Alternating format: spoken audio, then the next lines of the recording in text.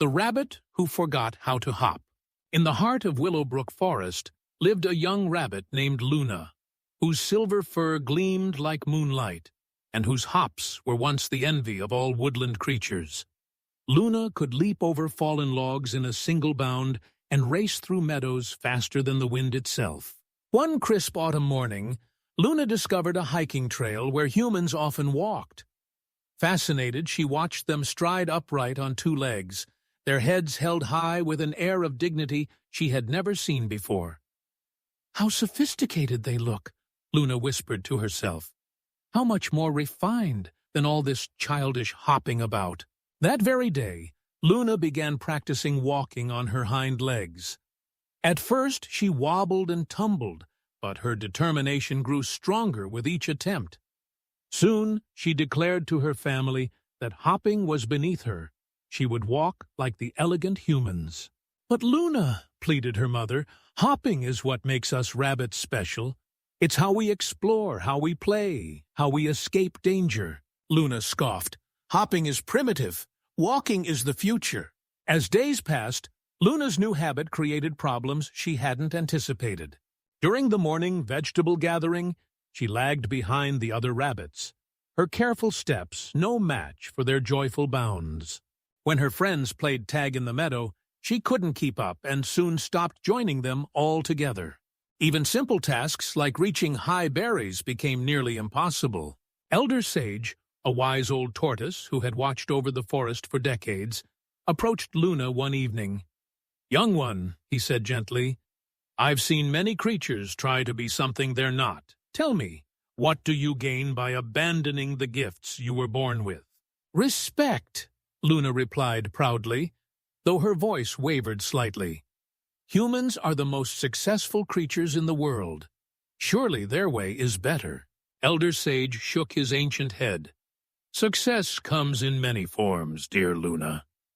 A fish doesn't try to climb trees, nor does a bird attempt to swim in the ocean depths. Wisdom lies in embracing what makes you unique." But Luna dismissed his words, convinced that her modern approach was superior to old-fashioned thinking. Everything changed on the day the lightning struck. A fierce storm had been building all afternoon, and when a bolt of lightning ignited the dry underbrush near the forest's edge, flames spread quickly through the woodland. The alarm call echoed through the trees. "Fire! Everyone to the great oak clearing!" Panic filled the forest as animals fled in all directions. Luna, who had been practicing her walking near the stream, tried desperately to keep pace with the fleeing creatures. Her legs, unaccustomed to running upright, quickly grew tired. She stumbled repeatedly, falling further and further behind. The smoke grew thicker, and Luna could hear the crackling flames approaching. Her heart pounded as she realized her careful, dignified walking would not save her now. Around her, rabbits bounded past in great leaps. Deer sprang over obstacles with grace, and even the tortoises moved with surprising speed. Just as the heat became unbearable, Luna's three closest friends, Pip, Clover, and Thistle, came bounding back through the smoke. "Luna," Clover called, "take our paws. We'll help you." But even with their assistance, Luna's upright walking was too slow.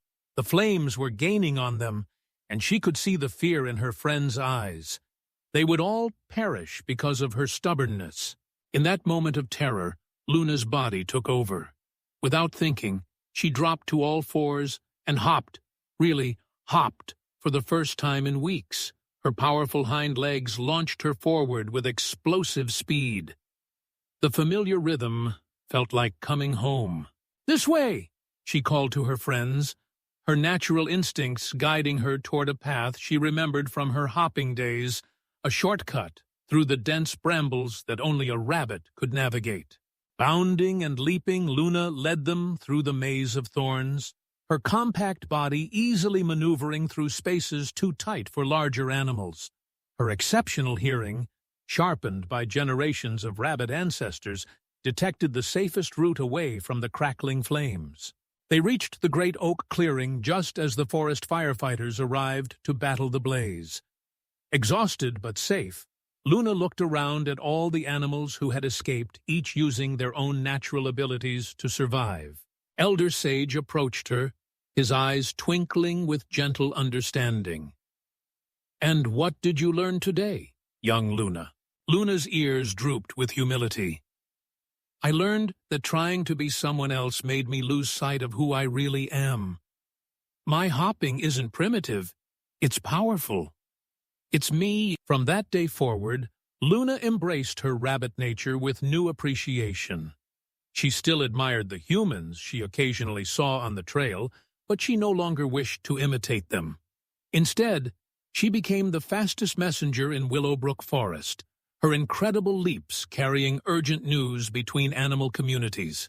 And whenever young animals in the forest began to envy the abilities of others, Elder Sage would tell them the story of Luna, the rabbit who forgot how to hop, and in remembering, discovered that her greatest strength had been with her all along. Moral: true wisdom lies in embracing your authentic self rather than imitating others, for your natural gifts are often your greatest treasures.